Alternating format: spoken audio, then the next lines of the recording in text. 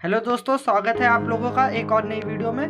दोस्तों, इस वीडियो में हम wave motion and it application means तरंग गति और उसके अनुप्रयोग, ये फिजिक्स का पहला चैप्टर है, फर्स्ट चैप्टर है। इस चैप्टर से आज के लेक्चर में हम 30 मोस्ट इंपॉर्टेंट ऑब्जेक्टिव क्वेश्चन करने वाले हैं, जो कि BTUP ऑनलाइन एग्जाम के पॉइंट ऑफ व्यू से बहुत ही ज़्यादा इंपॉर्टेंट क्वेश्चन है। दोस्तों, वीडियो के अंत तक बने रहिएगा।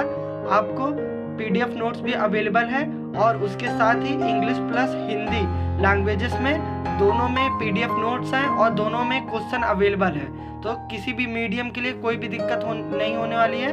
वीडियो को पूरा देखिएगा। तो लेक्चर स्टार्ट करते हैं। Question number first, which is not mechanical wave? निम्न में से कौन यांत्रिकी तरंग नहीं है? First, longitudinal wave. Second, transverse wave. Third, sound wave. Fourth option, light wave और इलेक्ट्रोमैग्नेटिक वेव। प्रकाश तरंग या विद्युत चुंबकीय तरंग। तो इसका करेक्ट आंसर होगा ऑप्शन नंबर डी, प्रकाश वेव और विद्युत चुंबकीय तरंग। ऑप्शन नंबर डी इसका करेक्ट ऑप्शन होगा। अब आता है question number second, light is a, जो लाइट होती है वो क्या होती है?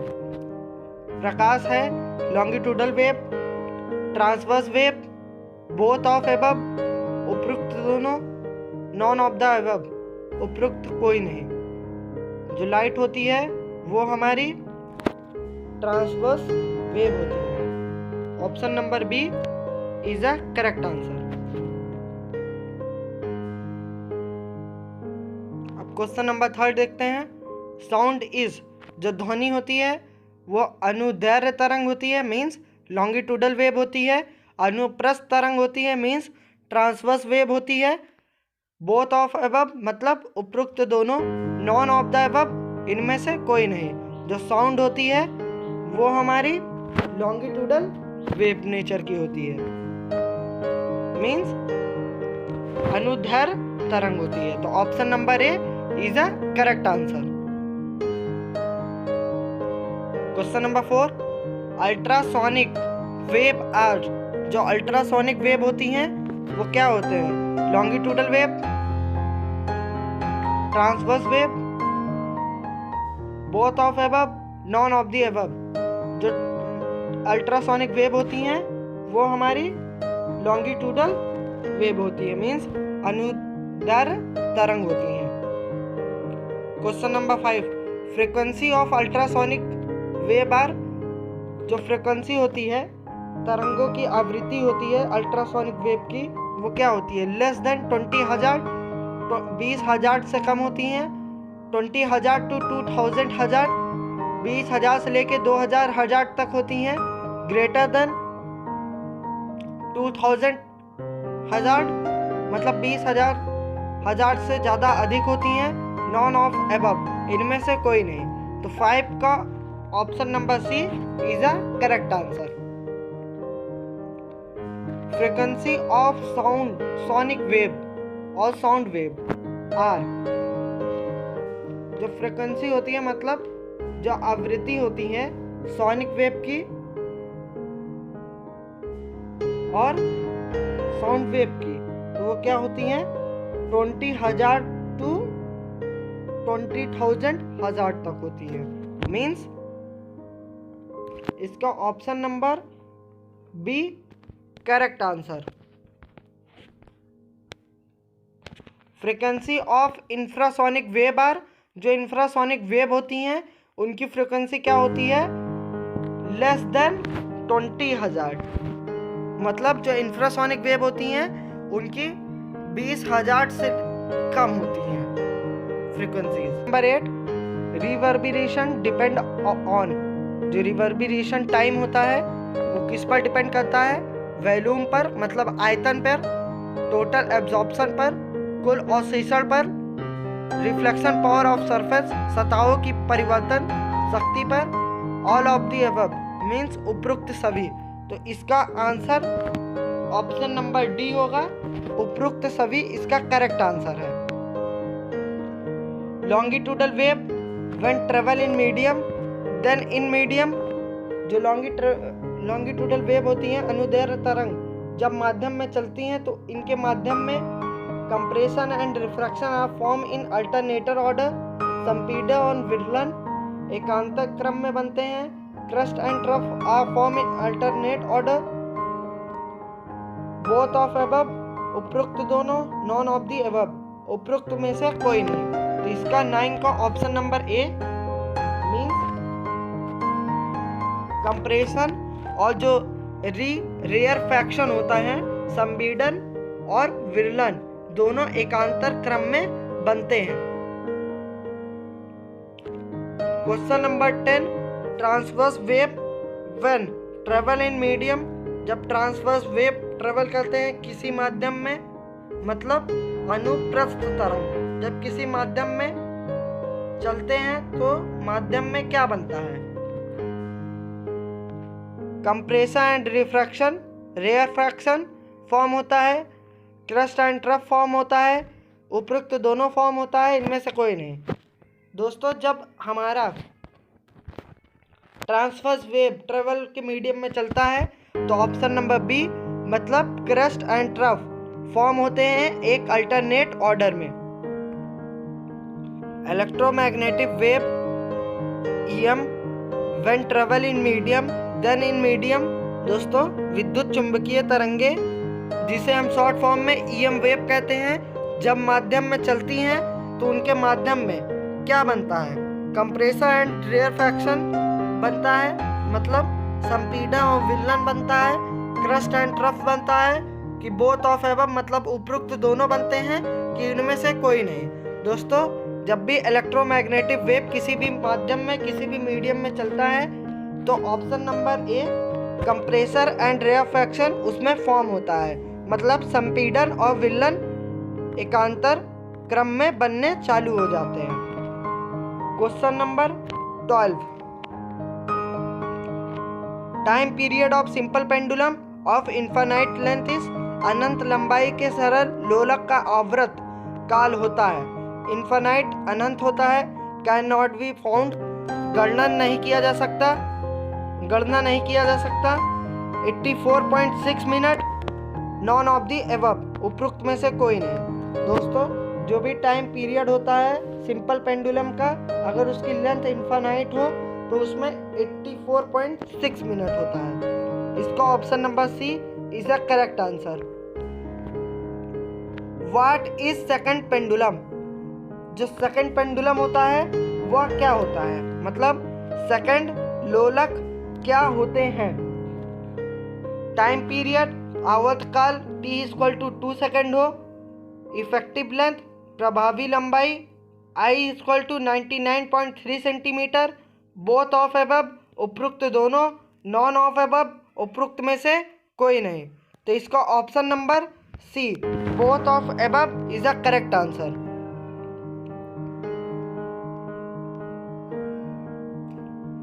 लॉन्गिट्यूडल वेव आर, जो अनुदैर्घ्य तरंग होते हैं वो कौन होते हैं? Vibration of particle are in direction of wave travel, कणों के कंपन तरंग के चलने की दिशा में होते हैं। Vibration of particle are in the direction perpendicular to the wave travel, कणों के कंपन तरंगे के चलने की दिशा में लंबवत होते हैं। बोथ ऑफ एबव उपरोक्त दोनों, नॉन ऑफ एबव उपरोक्त में से कोई नहीं। तो दोस्तों जो भी लॉन्गिट्यूडल वेव होते हैं वो हमारे option number A means vibration of particle are in direction of wave travel. दोस्तों कणों के कंपन तरंगों के चलने की दिशा में लॉन्गिट्यूडल वेव हमारे चलते हैं, तो option number A is a correct answer. Question number 22 what is relation between phase difference and time difference, कालांतर और समांतर में क्या संबंध होता है? डेल्टा फाई = 2 पाई इंटू में delta T, option number B delta phi = bracket 2 pi upon T delta T, option number C delta phi = 2 pi T into में delta T, option number D = delta phi = T upon में 2 pi into में delta T. तो इसका option number B is a correct answer. Delta phi equal to 2 pi upon T into में delta T. Time period of simple pendulum does not depend on. सरल लोलक का आवर्तकाल निम्न में से किस पर निर्भर नहीं करता है? मास ऑफ बॉब, गोलक के द्रव्यमान पर, इफेक्टिव ऑफ लेंथ, धागे के प्रभाविकारी लंबाई पर, gravitation acceleration, non of the above. उपरोक्त में से कोई नहीं। दोस्तों जो भी सिंपल पेंडुलम होता है वो हमारा मास ऑफ बॉब पर डिपेंड नहीं करता है।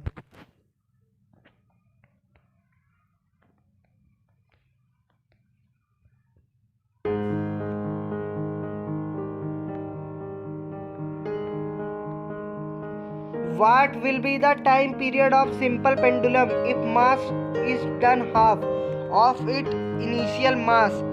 यदि गोलक के द्रव्यमान अपने प्रारंभिक मान का आधा कर दिया जाए तो सरल लोलक का आवृत, मतलब जो सरल लोलक का आवृत होता है उसमें क्या इफेक्ट पड़ेगा? ऑप्शन नंबर ए वो सेम रहेगा, ऑप्शन नंबर बी उसका आधा हो जाएगा, ऑप्शन नंबर सी दुगना हो जाएगा, ऑप्शन नंबर डी 1/4 भाग में हो जाएगा। तो इसका ऑप्शन नंबर सेम। अगर हम किसी भी लोलक का द्रव्यमान अपने प्रारंभिक मान के आधा कर दें तो उसमें किसी भी प्रकार का आवृत में कुछ भी चेंज नहीं होगा, वो सेम रहेगा। तो option number A is a correct answer. The displacement equation, जो डिस्प्लेसमेंट की इक्वेशन होती है दोस्तों, यहाँ से ये भी क्वेश्चन बन सकता है डिस्प्लेसमेंट की इक्वेशन क्या होती है। तो डिस्प्लेसमेंट की इक्वेशन होती है y equal to A sine bracket में W T plus five what is phase. तो इसमें विस्थापन समीकरण अगर इतना हो तो कला में क्या होगा? दोस्तों ऑप्शन नंबर ए दिया गया है कला फाई होगा, ऑप्शन नंबर बी दिया गया है ए होगा, ऑप्शन नंबर सी दिया गया है डब्ल्यू टी प्लस फाइव होगा, ऑप्शन नंबर डी दिया गया है डब्ल्यू टी। तो डब्ल्यू टी प्लस फाइव होगा। Option number C is a correct answer. The displacement equation y equal to A sine bracket में डब्ल्यू टी प्लस फाइव, वही question same है, उसमें face पूछा था, इसमें इनिशियल फेस मतलब प्रारंभिक कला में क्या होगा। तो दोस्तों ऑप्शन नंबर ए फाइव होगा, ऑप्शन नंबर बी ए होगा, option number C W T plus five होगा, option number D W T होगा। सेम ऑप्शन है लेकिन इनिशियल फेस पूछा है मतलब प्रारंभिक कला, तो इसका ऑप्शन नंबर ए फाइव होगा। What is wavelength? दोस्तों वेवलेंथ क्या होती है? वेवलेंथ होती है number of oscillation in 1 second. 1 second में किए गए दोलनों की संख्या, टाइम टेकन इन 1 ऑसिलेशन, एक दोलन में लगा गया समय, डिस्टेंस ट्रेवल इन 1 ऑसिलेशन, एक दोलन में चली गई दूरी। दोस्तों option number C is a correct answer. Distance travel in 1 oscillation को ही हम वेवलेंथ कहते हैं। What is time period? Time period मतलब आवर्तकाल क्या होता है? Number of oscillation in 1 second, time taken in 1 oscillation, distance travel in 1 oscillation, maximum distance travel at one side from mean position of particle. 1 second में किए गए दोलनों की संख्या, एक दोलन में लगाया गया समय, एक दोलन में चली गई दूरी, कण की मध्यमान स्थिति के एक और तय की गई अधिकतम दूरी। तो इसका option number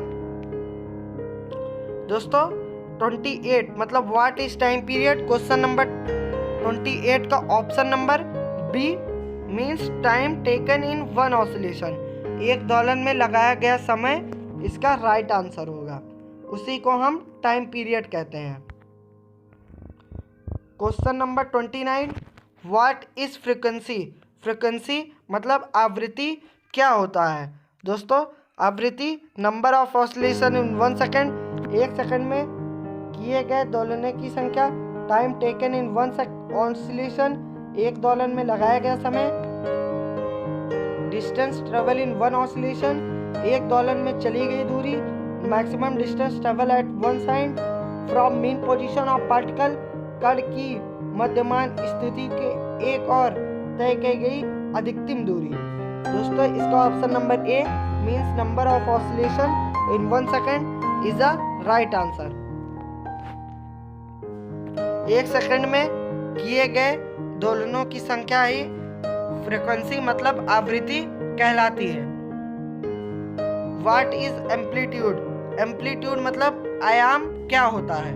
number of oscillation in 1 second, 1 second में किए गए दोलनों की संख्या।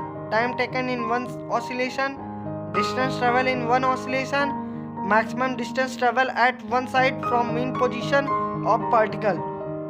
Option number D is the right answer. Maximum distance travel eight 1 side from mean position of particle.